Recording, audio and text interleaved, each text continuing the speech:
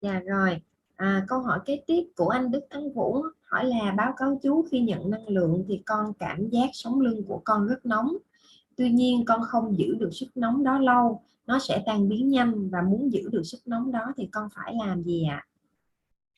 Cái vấn đề mà cái sức nóng khác thường đó thì anh chị em đừng có mừng, tại vì cái tế bào nó sẽ hoạt động với tính cách là tích cực để lấy hỗ trợ và nó quân bình cái trạng thái sức khỏe của mình bằng cái nhiệt lượng của cơ thể đó là 30 là 98.6, tức nhiên là bao nhiêu độ độ C của mình thì chú hình như là 38 độ hay 36 độ gì đó phải không? Thì anh chị em theo cái nhiệt độ của những nhà khoa học minh định đó, thì anh chị em cân nhắc. Thì cái việc mà chúng ta trong cái cơ thể chúng ta tự nhiên có một cái vùng tay vùng chân, cái nhiệt độ tự nhiên nó tăng lên mà anh chị em cảm nhận được đó, anh chị em đừng có mừng. Đó là chúng ta đang bị tổn thương và tế bào nó đang làm việc, nó ổn định lại đó. Và khi nó ổn định xong thì anh chị em trở về cái nhiệt lượng của thân thể chúng ta bình thường, thì đó mới là hạnh phúc, đó mới là khỏe mạnh nhá. Chứ không phải là lúc nào cái cơ thể của chúng ta tự nhiên cái chân này nó nóng hơn cái chân kia, và cái tay này nó nóng hơn cái tay kia. Hoặc là khi anh chị em tập kích thích tế bào gốc 5 phút, cái xương sống của anh chị em nó ấm lên, cái anh chị em mừng vui, rồi cái anh chị em muốn cho nó nóng hoài không có được. Tại vì cái tế bào gốc nó chỉ chịu đựng được cái phần năng lượng trong một cái nhiệt lượng nào đó mà chú trình bày với anh chị em, đó là tần số của cộng 1/1. Cái tần số năng lượng im dịu nhất là tần số của tế bào. Khi tế bào tiếp thu được cái phần năng lượng này thì cái tế bào nó mới phát huy được. Giờ anh chị em đưa cái tần số năng lượng khác, nó đâu có nhận được đâu. Thí dụ đơn giản là bây giờ anh chị em cầm cái điện thoại, anh chị em gọi trật con số là khác biệt rồi đó. Nó không có gì khác lạ hết. Vì cái tế bào của chúng ta nó phải có sự tương đồng, não bộ chúng ta phải đón nhận cái phần năng lượng phù hợp thì mới phát huy được, mới truyền tải, đón nhận mà truyền tải được. Cũng như anh chị em nói, hồi xưa tôi cũng có một cái tư tưởng đó, mà cái tư tưởng nó sao không hiệu quả. Bây giờ tôi có cái tư tưởng này, có cái energy, có tần số cộng một này, cái tự nhiên nó hiệu quả. Có người nói với chú, nó tự nhiên cái hồi xưa đó, mỗi lần mà tôi dùng cái hình thức là thần giao cách cảm đó, hồi xưa tôi có thể truyền tải thông tin cho vợ tôi được. Mỗi lần tôi truyền tải thông tin cho vợ tôi hắt xì hoài, nhảy mũi hoài. Cái giờ tôi bây giờ hỏi tôi chứ hồi nãy anh nhắc em phải không? Đúng rồi. Hèn chi em nhảy mũi quá trời quá đất. Nhưng mà đâu biết là nhắc cái gì.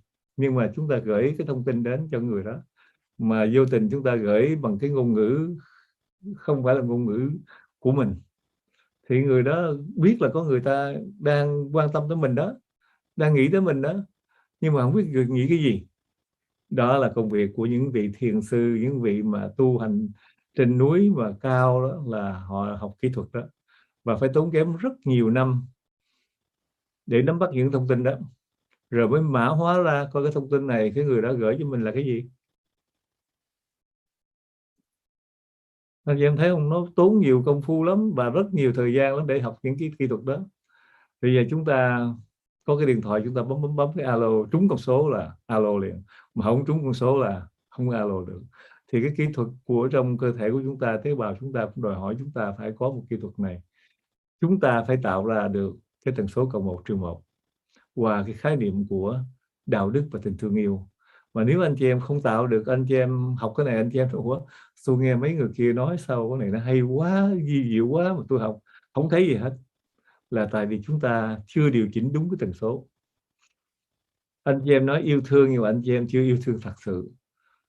Anh chị em nói đạo đức nhưng mà anh chị em chưa đạo đức chuẩn.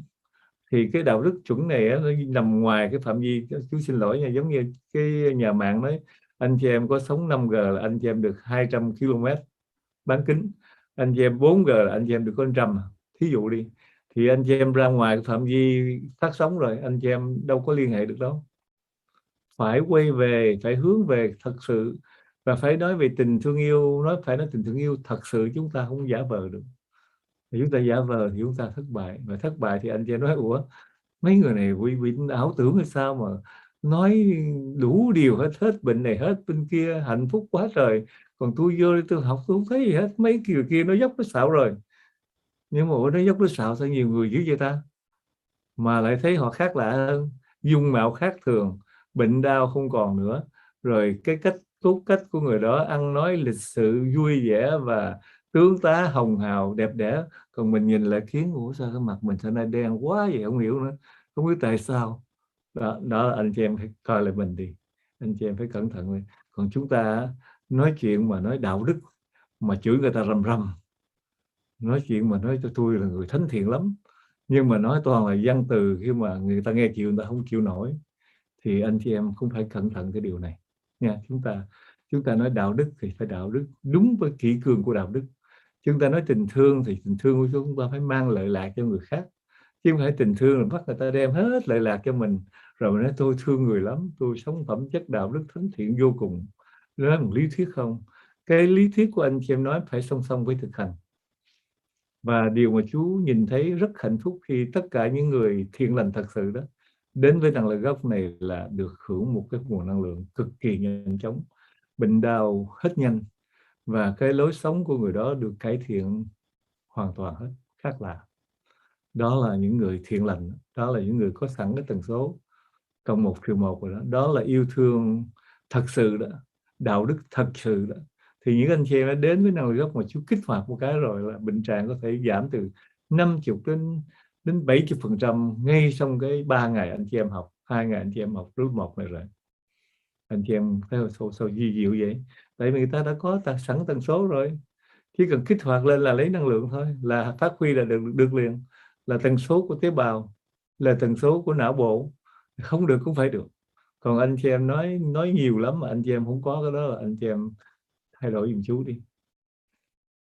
Chú không có nói người nào vào năng hút là phải tốt, người nào phải đạo đức, phải thánh thiện hết, vì chúng ta là con người. Anh chị em nhớ rõ là con người là có những khiếm khuyết, và có những khiếm khuyết thì anh chị em muốn tìm lợi lạc phải nhanh chóng và hiệu quả nhất thì anh chị em chúng ta phải thay đổi nhanh. Thay đổi nhanh là người có trí tuệ đó, thay đổi nhanh là người có phẩm chất đạo đức và có tính chất của tình thương yêu. Còn anh chị em không chịu thay đổi thì anh chị em không thể đoán nhận được. Đây là cái quy tắc, cũng như quy tắc này anh chị em có thể là hiểu tính cách của nhà mạng đó. Không có vô mua 3G 4G là không có gọi được. Dễ thôi. Thì phải có cái sự liên hệ, anh chị em phải mua cái gói 3G, phải kích hoạt điện thoại anh chị em mới liên hệ được. Mà não bộ anh chị em không có cái trạng thái của tình thương yêu đạo đức thật sự thì xin lỗi nha, anh chị em không ăn gian được đâu. Nhớ giùm chú, không ăn gian được, không có một người nào ăn gian được. Đó là cái thiết kế về dàn dựng của nền văn minh không gian để cho chúng ta sống lại kỷ cương. Và kỷ cương đây mang lại cho anh chị em nhiều cái yếu tố của hạnh phúc, chứ không phải kỷ cương để ràng buộc anh chị em mất tự do, anh chị em mất đi cái sự hạnh phúc của trong đời sống của mình. Muốn có hạnh phúc, muốn có được tất cả những giá trị trong cuộc sống thì chúng ta phải sống trong một cái kỷ cương, mà kỷ cương này anh chị em hạnh phúc và tất cả mọi người cùng hạnh phúc. Rồi tiếp theo đi Thị Trang.